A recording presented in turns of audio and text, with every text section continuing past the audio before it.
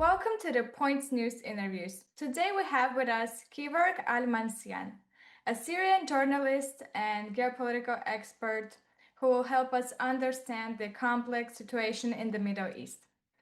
The recent massive Israeli attack on the Islamic Republic of Iran shocked the whole international community and raised many important questions about the cases, goals, and consequences of this military operation.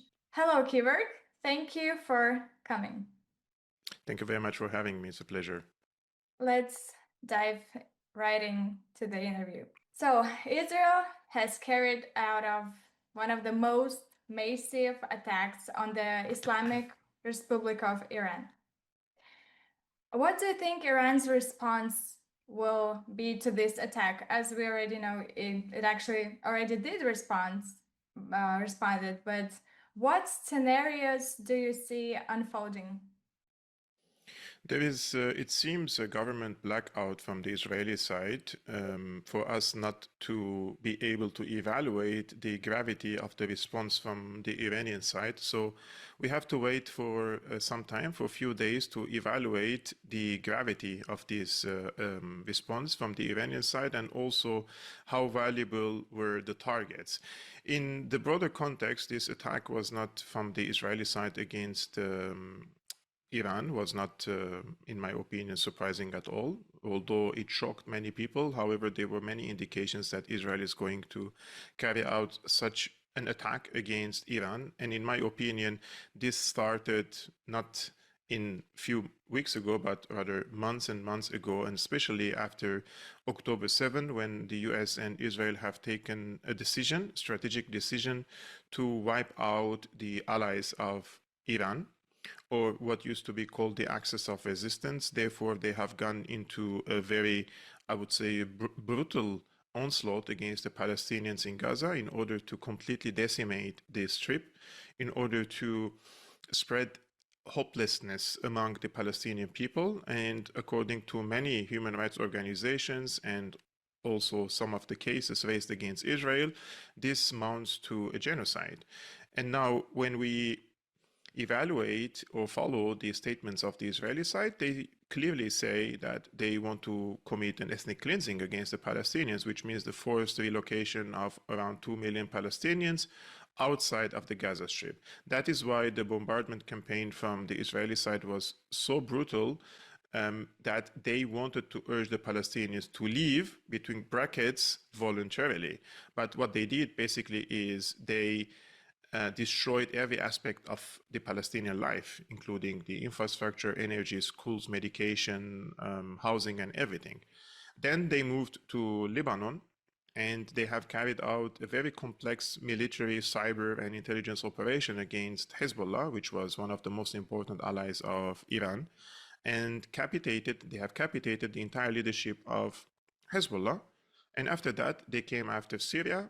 And this was, in my opinion, a joint Turkish, American, and Israeli operation by reactivating the regime change war or the insurgency against Assad, and they managed to oust President Bashar al-Assad. Therefore, the scene, when you see it in West Asia, especially in Gaza, Lebanon, and Syria, it is in favor of Israel.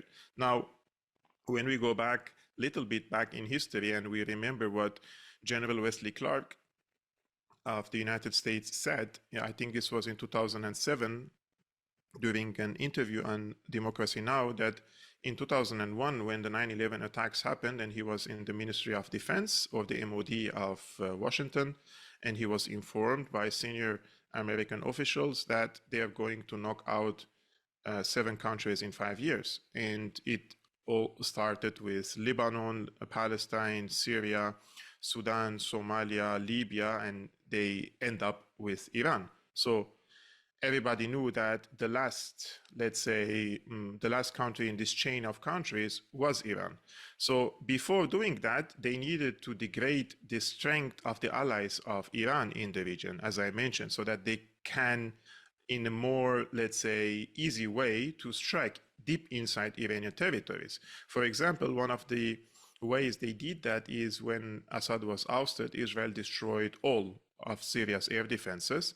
Now the Israeli fighter jets can fly all the way on the Syrian skies and go deep to the borders with Iraq and then bomb deep inside Iran. Of course, they're also using other means and flying over Iran. But what I'm saying is they also have an easy access over the regional skies in order to carry out such an attacks. Now, the attacks happened. I think the Israeli attack was very devastating for Iran to the extent that they have assassinated over 20 senior generals, and including from the IRGC, including in the Navy, in the ground forces, and the Quds forces. And those were really senior officials, including nuclear scientists. Now, I'm really surprised that these officials were in their homes. And this is the thing with the Iranian side, in my opinion, that they didn't take these threats of Israel seriously at a time when these officers should have been in bunkers or in operation rooms instead of being at homes and being an easy target for them. Now, Iran waited for a few hours to respond because their senior generals were killed. And then they responded with ballistic and hypersonic missiles. Now, it is quite clear that the Israeli side, despite the claims that they have one of the best air defense systems in the world, it is highly difficult to intercept and destroy hypersonic missiles and ballistic missiles coming from Iran. And Iran found a way out or through to navigate through the air defenses of Israel. And the footage indicates that Iran struck many, over 200 strikes inside Israel. And now they say these strikes will be twofolds or threefolds more in the coming hours, so we have to wait and see. Now, what Iran targeted inside Israel, this is still a mystery. Of course, they targeted some of the headquarters, the military installations and intelligence headquarters, of course, but we don't know yet if they have killed any of the senior officials. Now, they have captured, I believe, 2 pilots, one of which was a woman, a female pilot.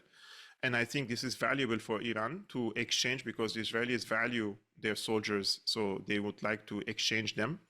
But I would reiterate on the point that if Iran, and I'm not calling for further violence, I'm just analyzing here, if Iran doesn't establish a deterrence again with Israel to the extent that they manage and succeed to kill senior officials in the Israeli government, then Israel will be emboldened and they will strike Iran even further. And there are fears and speculations that if Israel stays on the same rhythm of attacks against Iran, they could also assassinate the supreme leader of Iran or the supreme leader of the Islamic Revolution, Ali Khamenei. And we shouldn't rule out that possibility, especially after watching all the events unfolded in the region, including the assassinations which happened in Lebanon against senior officials of Hezbollah, against Hamas officials, some of which inside Lebanon, others inside Iran, and then the regime change in Damascus. So I would not rule out that Israel would go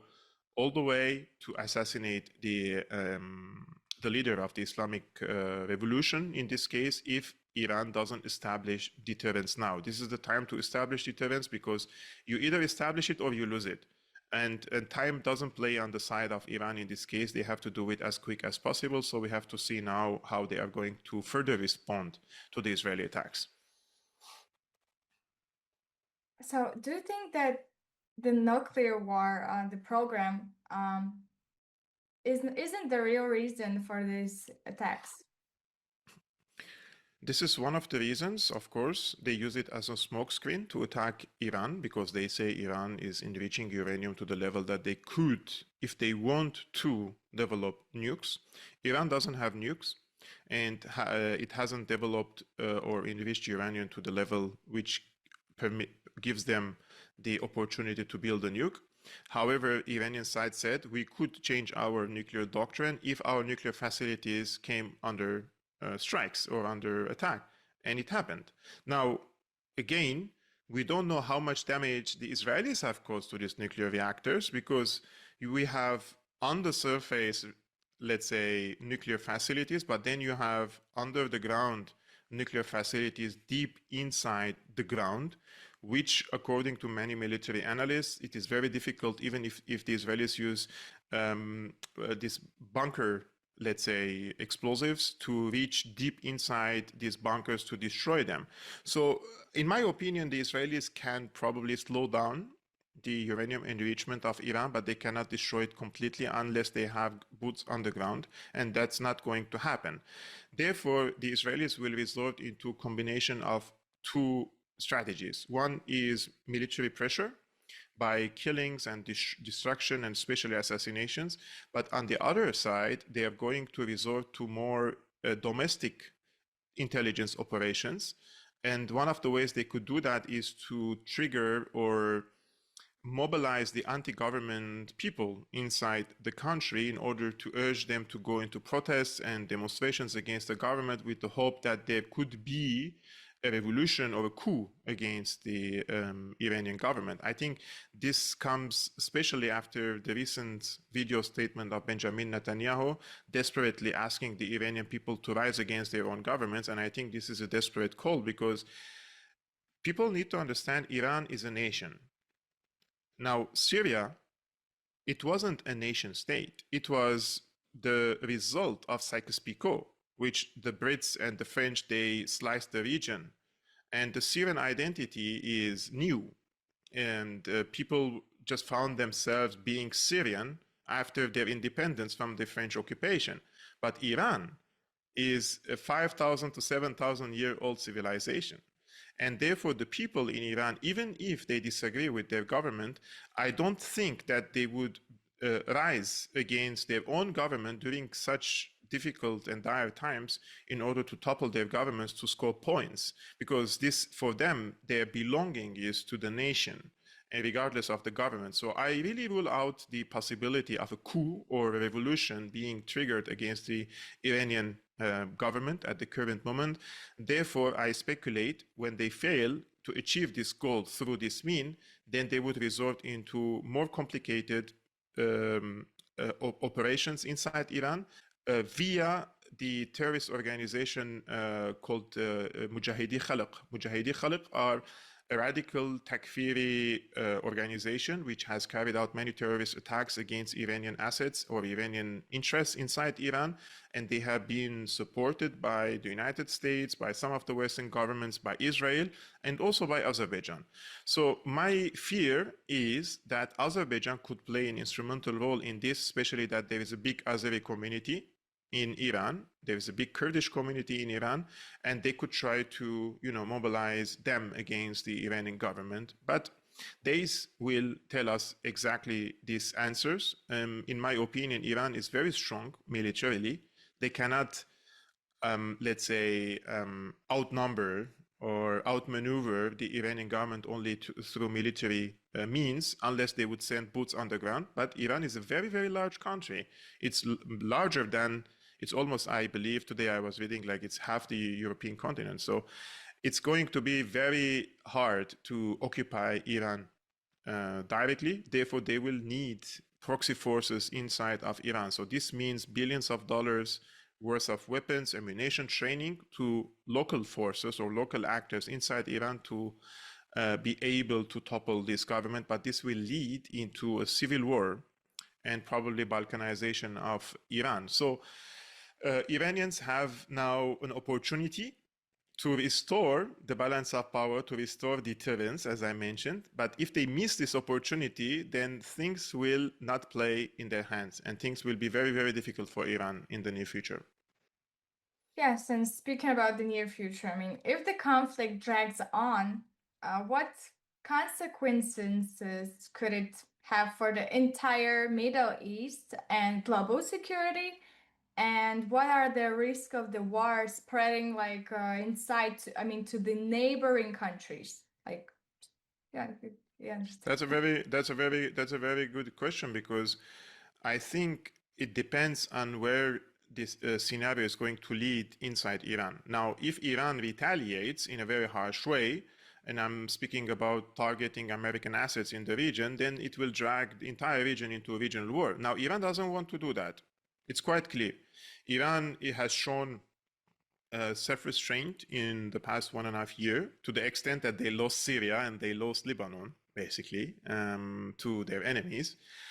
because they prefer their own national security and their own internal stability instead of going into regional, let's say, adventures elsewhere. But there is the scenario of Iran closing the Strait of Hormuz, for example. If Iran blocks the Strait of Hormuz, then we will have a shortage of fuel and energy resources, because a big amount of fuel tankers pass through Strait of Hormuz. And this will lead into skyrocketed prices of the fuel, especially in the United States and also in China, because China buys huge amount of fuel and gas from these countries, including Iran, Saudi Arabia, and elsewhere. So it's going to be global economic crisis. Now, is the world ready for that? I don't think so. And I don't think Iran has an interest in triggering such type of conflict. Therefore, my speculation is that Iran will continue its calculated attacks against Israel and not against American interests in the region, because they don't want to drag the Americans into conflict against them. They already are in a conflict with a nuclear power. Now imagine if you are in a conflict against two nuclear powers in this case, right? Iran is not suicidal. Despite this media propaganda that we listen and hear, that those crazy mullahs are ruling Iran and they're, destabilizing the region. But Iran has shown over and over again that they are very clever and they're very self-restrained and they're not self-suicidal. So I think that the Iranians will go for tit for tat against Israel. However, this is, I think it could be a trap for Iran, because tit for tat with Israel means that the escalatory dominance will be in the hands of Israel. Because what's happening is here, it's Israel bombing Iran and then Iran responding. It's not the other way around. If Iran doesn't match the same level of Israeli aggression against them, then the escalatory dominance will always be in favor of Israel. And that will lead into a situation where the Israelis will see that if they cannot manage to reach their goals inside Iran, they will escalate further and further and further, so that Iran escalates with them, and then it goes out of hand and the Americans intervene. So if you see it from both ways, if Iran responds in a harsh, massive way against Israel, Americans will intervene.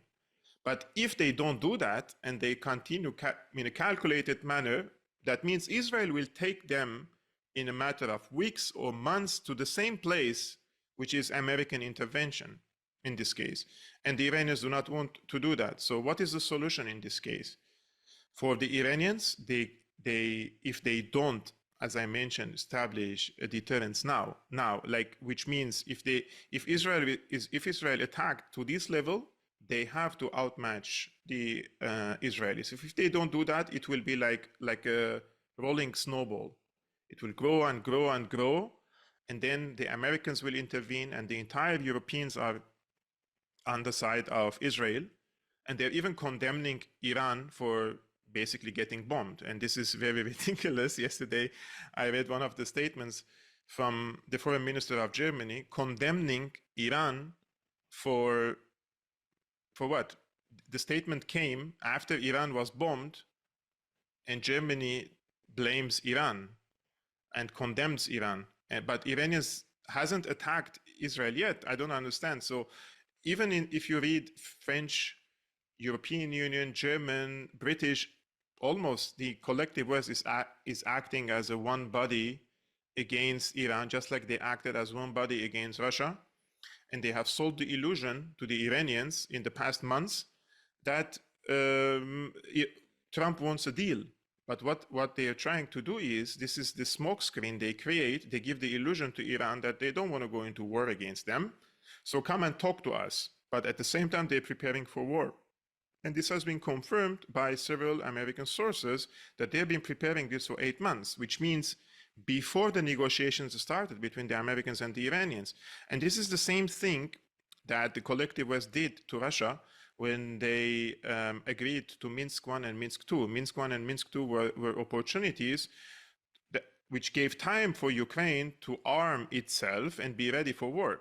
And they're doing now the same thing with Russia. The Americans are talking with Russia, saying we want peace with you. Come and let's have a good relationship. But this is again a smokescreen, because while the Americans are talking, the Brits, the Europeans are giving the Ukrainians enough weapons, including terrorist attacks inside Russia, one of which is smuggling drones inside Russia and hitting strategic targets. So this is a same strategy that they use with their foes.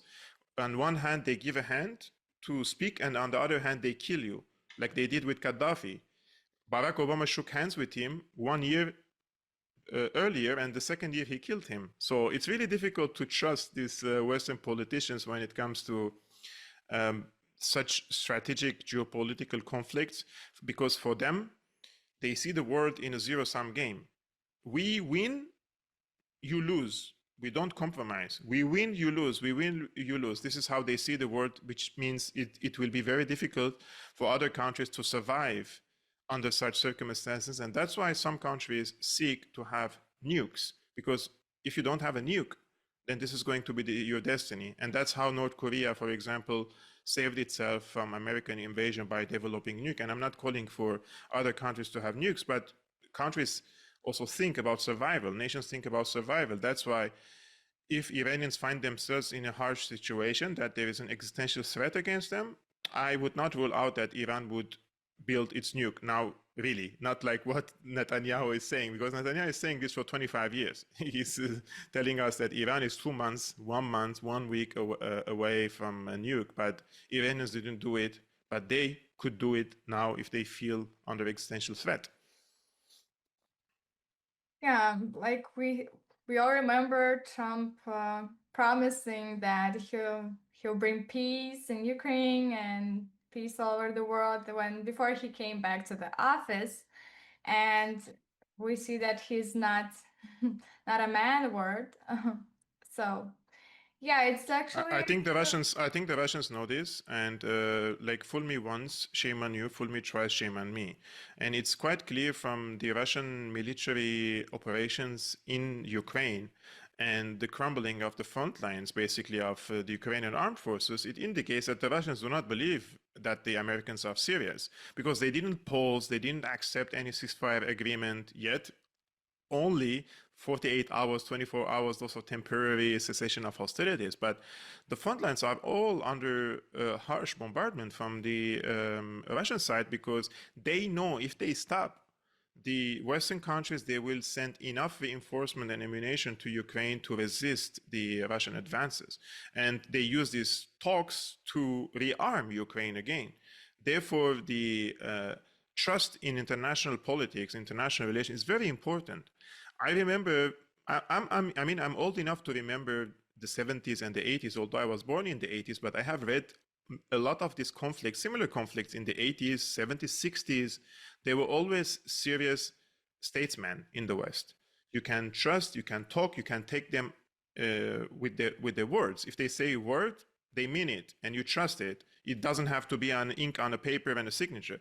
But nowadays, you put ink on a paper, you put signatures, you submit the agreement in the UN Security Council, which means it is now ratified as a law, as an international norm.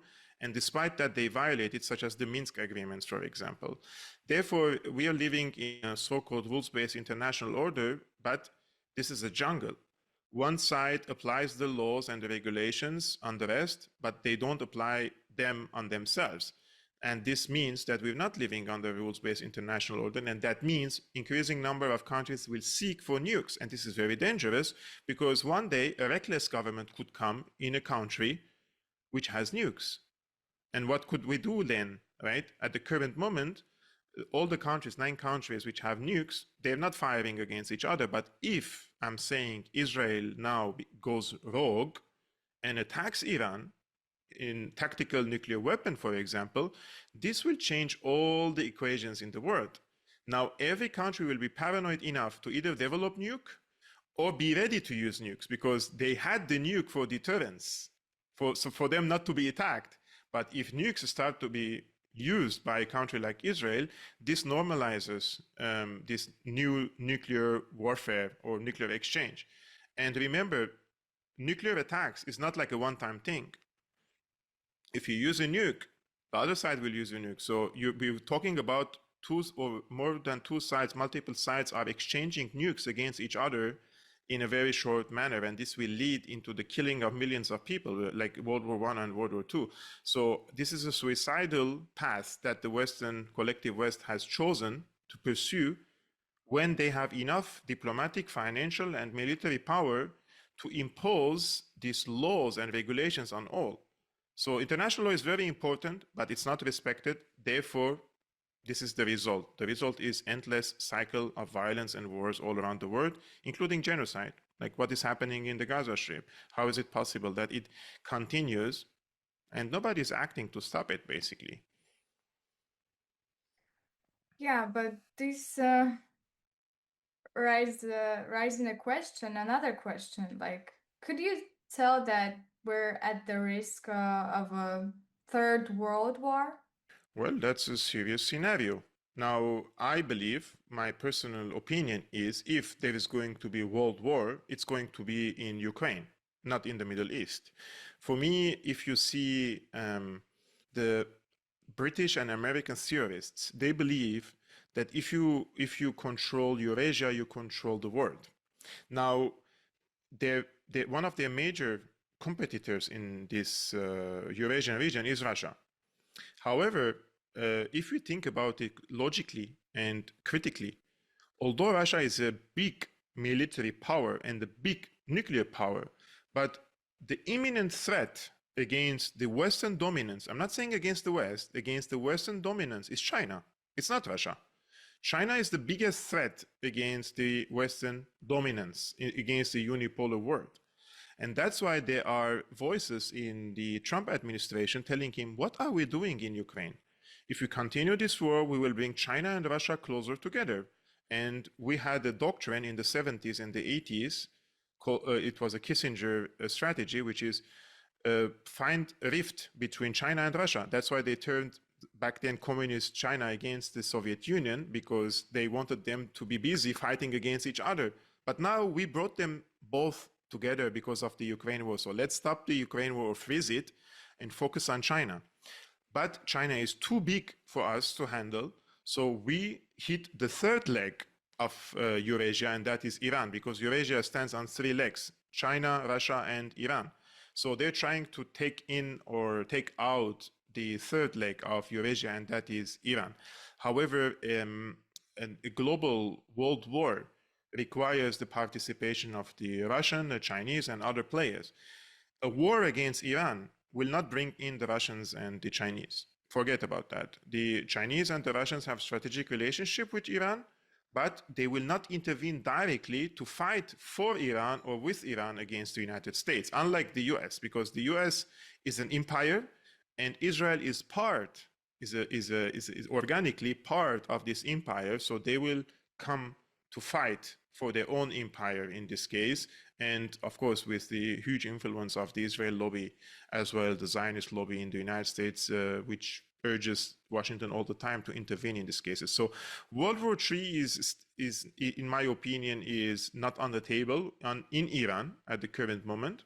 However, it could definitely develop into a regional war. And the regional war here means, of course, Iran is hitting American assets in Saudi Arabia, Qatar, the UAE. Although these countries say that they condemn the Israeli strikes, but they have all these American bases on their own soil, and they're spying on Iran, and they're giving logistics for Israel. They're giving an open space for them to move around and bomb Iran. So of course they're participants in this, and they wish that Iran would be weakened because it's their own challenger in the region as well. And the Saudis, Emiratis, Qataris, they're all strategic allies with the United States. They revolve under the umbrella of the United States, and they hope that the Iranian regime would be changed and someone like Reza Pahlavi would come.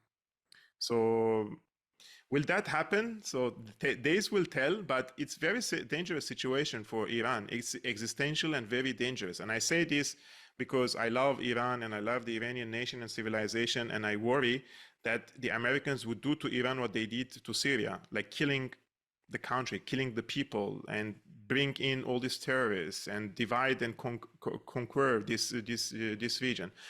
So let's see how will Iran save itself from this very dire situation.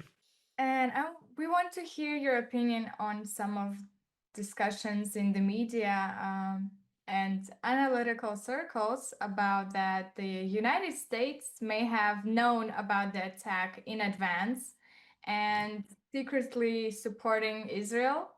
How do you assess the level of the United States involvement in these events? My honest my honest answer is United States was involved in every detail of the strikes against Iran, Israeli strikes.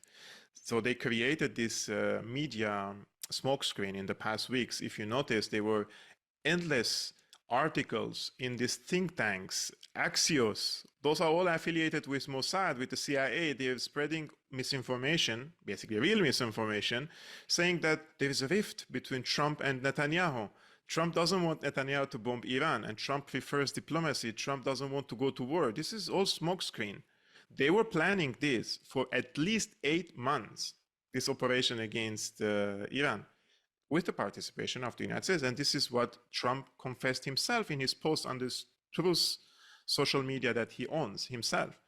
So I think the Americans were an integral part of his attack against the Iranians, because the Israelis cannot go into war against a country like Iran without American military support, without American aerial bridge, without American supplies of weapons and ammunition and technology and repair and diplomatic cover in the UN Security Council. They have to seal all these small, what we say, holes in the conflict before going into war against Iran. And America, of course, was not only knew about the attack, but they participated in the preparation of these attacks. The other day, I made the joke on X. I said, if you think that Israel attacked Iran without American consent, I have a brand new mRNA vaccine to sell you.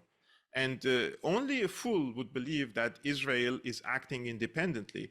I disagree with many American commentators on the following, because they want to save the reputation of their country. I understand where they're coming from, especially American nationalists. They say, Israel occupies our country. It's not our fault that we killed millions of people. It's the Israel lobby.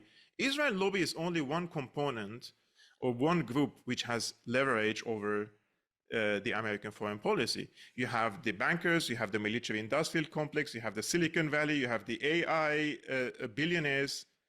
Everybody is having a say in the foreign policy of the US nowadays.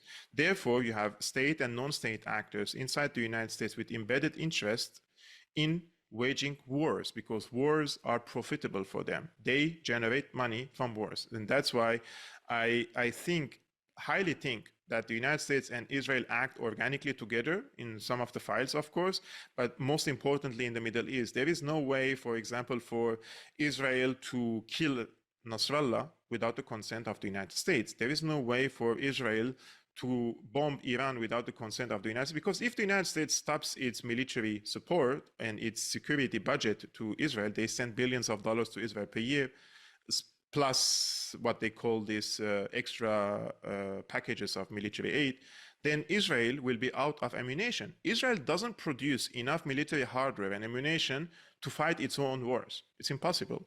And that's why Israel has a lobby in the United States influencing US foreign policy, because otherwise, if they cannot persuade American politicians to continue the support, they cannot fight this war by themselves. Therefore, US and Israel are in the same bed when it comes to the Middle East, and they're fighting together for the sake of American and Israeli dominance over the region, and they have been successful so far in Lebanon, Palestine, and Syria. And Iran is a big rock that is blocking their absolute dominance on the region, and they're coming after it now. So I believe that this war is going to be prolonged. It's going to be a long one. It's not going to be like people think all of a sudden will blow up. It's going to be a long war of attrition, and it will exhaust all sides, and whoever can go to the end is the one who is going to emerge victorious in this case. Why do you think Americans, like a lot of Americans, they don't seek the truth? I mean, because of the propaganda in their country, or because they're not being told everything and no truth in their media, why they think that their government isn't involved in these events and prolonged wars. Ordinary, look, I have family in the United States, and if I give them a map now, do you think they know where Iran is located?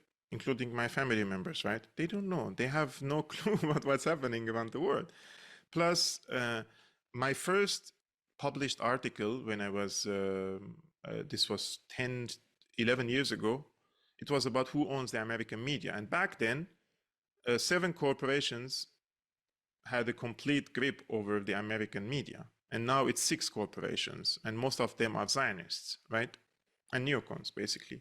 So they're telling you their own narratives all the time. Now, when social media came, this was dangerous because now people can seek the truth. So they started regulating social media. They're starting suppression, shadow banning everywhere, including on X. But on X, what Musk did basically, he said, I'm a free speech guy, and he allows people to say to a certain extent their opinions, unlike the previous administration. However, he created an echo chamber on X. He hired people with huge platforms, and I don't want to name names, but most of them are so-called conservative influencers in the United States, and they say, we are the media now. So we sidelined the mainstream media. We are the media now. But what they're doing is basically the same job of the mainstream media, propagandizing basically the people and selling this war now with Iran. And go to Elon Musk's account and see who he amplifies on his account. There are few people, probably 20 people he amplifies, more or less, and all of them are on the same political line. They're all calling for war against Iran. They're all calling for protecting Israel against Iran. And they're all normalizing or manufacturing consent among the people on this social media platform to accept this Israeli aggression against Iran. Therefore, nothing has changed, basically, whether it's mainstream or alternative. When the truth tellers are being suppressed by Elon Musk's account, whether you have a 200,000 or 300,000 followers, it doesn't matter if your account is suppressed, because when you post a post, then your post doesn't reach to your audience. Unlike others, when they say hi and you see 10,000 people hit a like on his post, that means there is algorithm play is being weaponized here, just like on YouTube, that these accounts could reach to more people and other accounts could not reach to more people, and they don't generate any money. Like we content creators, for example, I have over 100,000 subscriptions on my YouTube channel, but it maximum it reaches to 10,000 people, the video. How is that even possible, right? But others with more mainstream opinions, their accounts blow up and they reach to more people. Hundreds of thousands of people watch their content. So in every aspect, they have strong grip over the media. But we, for those who are seeking for the truth, we always complain, but we have to do more than complaining about this, right? So where are the real alternative media outlets? Where are the other countries building their own Silicon Valleys and building their own social media platforms to migrate the people to these places? It's time for the people to have an alternative platform, real alternative platform, so they can present the truth and they can also become professional journalists, because nowadays it's all on the digital world and we're having difficulty to reach to the people, because what is our goal? Basically to reach to newer audience, to tell them what's happening around the world, because we don't want them to believe these manufactured lies about all these wars that we've seen in the past, because the victims are us, basically. We are the people, including the American people, because look at the value of dollar because of the printing of the money all the time to finance their military industrial complex, which leads into hyperinflation and the losing of the value of the dollar. So they're not benefiting. It's very small, tiny elite in the US benefit from it. But the biggest price we, the people around the world, are paying, people from the Middle East, people in Ukraine, people in Russia, now people in Iran and Palestine. People are dying, because of these lies. So this is why we have to find alternative media outlets to tell the people the truth. Yes, that's what our platform is about. Alternative media, the truth, the freedom of speech. And we actually are creating some space for independent journalists, like we call it Points Free Press. But for now, the opportunity is only we are using or that platforms that already exist. We can create a Mm. new platform. So that yeah, speaking about the algorithms, that's why we can reach out to a wide audience, and that's the problem. Yeah, Because of those blogs yeah. and because people and so even who we're reaching out, sometimes I see that people, if they see our account, they see what our project is about, but they still don't want to be um they don't want to listen. They still blind. They don't want to seek the truth. And returning back to the questions, yeah, about Elon Musk. The latest news, yeah, he, I think he claimed that his company may have activated this Starlink Hmm. satellite system over Iran. Yeah. Yeah, which allowed for greater accuracy of Israel strikes. How likely do you think this is, and what role do modern technologies play in contemporary warfare? Actually, Elon Musk is a US military contractor. He receives funding from the US military basically to finance his projects, one of which is Starlink. And Starlink has been weaponized in different places around the world when there were color revolutions or or attempts of coup d'etat and insurgencies for the actors who were carrying out these operations against a government that they don't like. And one of the examples I would like to give to you that is Syria. For example, when they reactivated the regime change operation in November 2024, the so-called opposition side or the Al-Qaeda side, they basically live streamed the operations. And knowing the internet situation in Syria, it's not possible for anyone to start a live stream, especially on a highway or in the battle zone.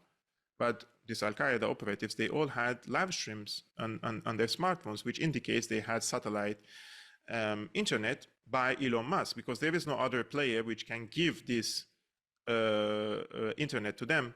Because the American forces illegally occupying parts of Syria, they use Starlink because Elon Musk has supplied into certain geographies and into certain IP addresses them this internet coverage. So they have extended it into other regions. Now, if Elon Musk will open Starlink in Iran, this benefits Israel, but also benefits the local actors, which I told you about, who may carry acts of hostilities against the Iranian government. And those are the Mujahidi Khalq and other so-called insurgents against the Iranian government. So it will definitely be weaponized during military hostilities, just like it happens now in Ukraine. It happened in Syria. It happened in different places. So that's why many countries around the world are saying no to Elon Musk for their Starlink, one of which is Brazil and others are in South Africa, because they know that this is a weapon, could be used against them.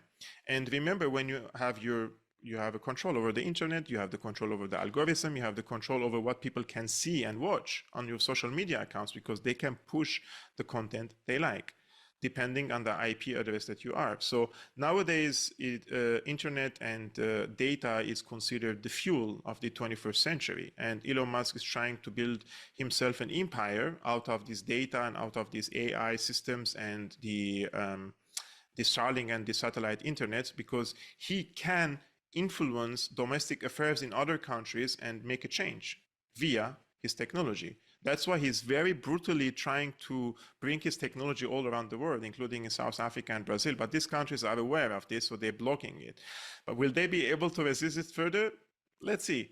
In the future, I think this is going to be the battle. You know, previously they said we're coming with our democracy, and now they're coming with their Starlinks. They will bring their Starlink all around the world because they can influence people's minds and people's vision, basically, of the world. And Elon Musk goes beyond that, but that's a issue we can discuss later, some of which is this Neuralink and other dystopian projects that he finances and he's developing. So I don't trust Elon Musk. I think all these tech billionaires, they have special interests and they have dystopian visions. They have lost their minds. They think they're God, you know, they're trying to play the role of God. And this is going to end up really bad for humanity if they continue this way. Yes, and my final two questions. Israel is now targeting Iran's oil facilities. What are the consequences of this move for Iran's economy and the global oil market? Could this seriously weaken Iran, and how would this affect the global economic interests of the US? Actually, the biggest benefactor from this is going to be, of course, Israel, but the biggest damage is going to be for Iran and for China. China buys this fuel from Iran. And now, if there is a shortage of supplies, it will harm the Chinese economy. It will rise the prices of the fuel all around the world. And accordingly, every production will be more expensive. And that also means that more people will become poor. And that also means more people will starve, because this is a very, very vital, serious region through which the energy resources pass through and also food supply chains. So we're speaking about food basket and energy basket that supplies many regions around the world with these two essential things.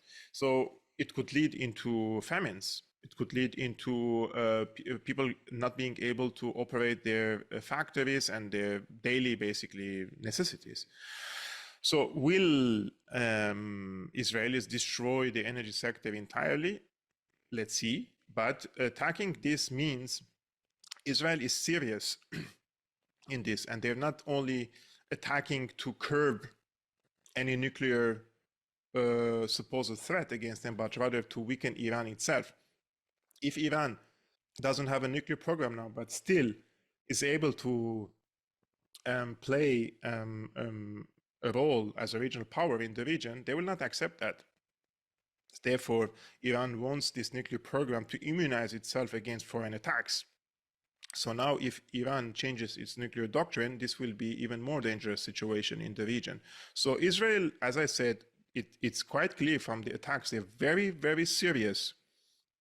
Nobody should underestimate their madness, and nobody should underestimate that they would go too far into assassinating Ali Khamenei, the supreme leader. If they are attacking all these senior generals, if they attack the nuclear sites, if they attack the energy supply chains, then they could kill also the Ali Khamenei, or they would try to kill Ali Khamenei in this case. So the Iranians should be, as I said at the beginning of this conversation, they cannot, if Israel is striking on this level, if the Iranians are striking like this, it's going to end up very, very badly for Iran, just like it ended up badly for Hezbollah, ended up badly for Syria, and ended up badly for the Palestinians. So there are sequences of events.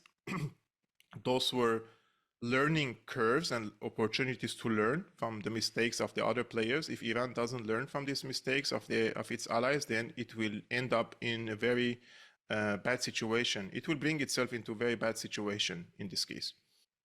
Thank you. What steps could the international community take to avoid wars? There is no international community. That's the thing. What is international community? Who is the international community, and That's a who good word. represents who represents international community, and who implements what international community has accepted, which is international law, norms, regulations, etc. There is none. I mean, international bodies such as the Atomic Agency is corrupted. The OPCW, Organization for the Prohibition of Chemical Weapons, is corrupted. The UN is corrupted. Like, how do you explain somebody like Annalena Baerbock becomes the president of the General Assembly if the UN is not corrupted, right? She's the one who called for the violation of international law in the Gaza Strip by saying that the hospitals lose their protection if they are Hamas operatives inside the hospital, and that is blatantly wrong. That there is nothing in international law that gives you the right to destroy a hospital completely if there is a Hamas member inside. That means if there is a, let's say, supposed terrorist somewhere in a hospital in Berlin, then do we blow up the entire hospital? It's like, what logic is that? And a person like herself has become the president of the General Assembly. So, no, there is no international community or international law. All these things are just, um, they are instruments against the people that they want to subjugate. But for the people who rule the world, those rules mean nothing for them. There is no, they are the ones who claim to be the international community, like these 30, 35 countries, Europe, US, Canada, Australia and New Zealand, maybe, I don't know, Japan. Those are the ones who claim to be the international community, but the world is way bigger than them.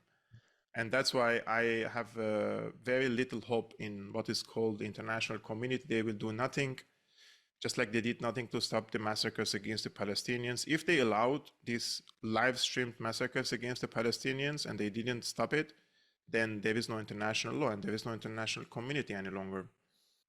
What can we do? Like regular people, peace activists, independent journalists, alternative media. I think you saw the latest news about Greta Thunberg when she tried to support Gaza, and Israel won't let her do that. And yeah, the question is, what can we do to achieve this, to the peace? We want to move forward.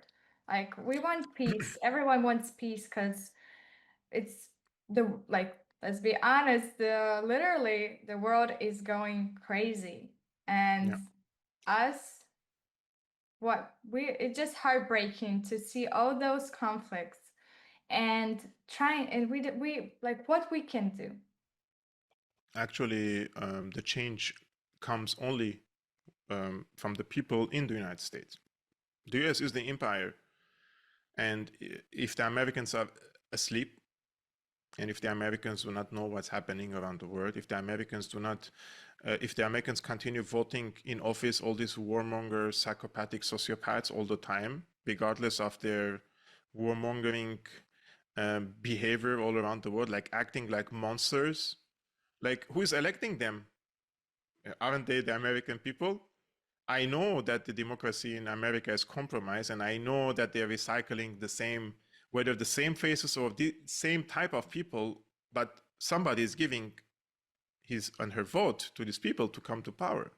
So unless the Americans change their country, it's not going to be fixed around the world, because since World War II, the US killed over um, millions of people from Korea, from Vietnam, Iraq, Afghanistan, Syria, now in Iran. They're trying to do the same thing. So it has to be fixed in the United States first. The economic structure of the United States is based on war. If that doesn't change, then nothing will change, because the profits they make from the wars is incentive to create new hotspots around the world. Like if there is peace somewhere, they destabilize it to create wars, like they did in Syria, right? I always come to that example because I come from Syria. It was a peaceful country, but they financed all these crazies in the country and gave them weapons and training. So change comes only from within the United States. We can speak as much as we want here, but if the Americans aren't awake collectively to realize how the system is rigged in the US, that whoever they vote, basically, these wars will continue over and over again. Trump or Biden, Obama or Hillary or whoever comes, in every president, they either start the war or they continue the war of the predecessor, right? Nobody stops the wars among them, because they will be ousted from power if they do that. So unless the Americans fix their country, then we will be, unfortunately, be victims of this perpetual cycle of violence coming from the United States. And the mentality governing the US establishment, basically, when I called this psychopathic sociopath, it's true. They have no feelings. They have no remorse, or they have no, like, they don't feel sorry for the millions of people they kill. I will just give one example to you for your respected audience. You remember Madeleine Albright? She was asked, this was in the 1990s, like our sanctions killed 500,000 children in Iraq. Was the price worth it? And she said, I think the price is worth it. So what do you expect from this type of mentality? And this is she's a woman. She's not a man, and this is coming from a woman who's supposed to have a children and grandchildren, etc. So if killing 500,000 children is worth it, then what do you expect? So mentality in the US is rotten to the core. And I think the change has to come from the people in America, which, if you ask me, I'm not hopeful at all from the American people. Well, but I still believe that there's a lot of kind people in America. They don't want these wars and conflicts. But still, they literally, like what we see, they're paying taxes for wars. Like Mhm, that's how it mhm. goes. That's how it's happening Yes. right now. Yeah. And yeah, they have to work collectively because collective power. Yes. Only only like that, because these political games and all these, we can't fight against it on our own, right? We have to Yeah. be together and fight together. True. Thank you for your detailed and insightful analysis. Thank you so Your much for having me. perspective today helps us better understand the complexity and variety of factors influencing this crisis. Thank you, and I wish you a good day. Thank you so much.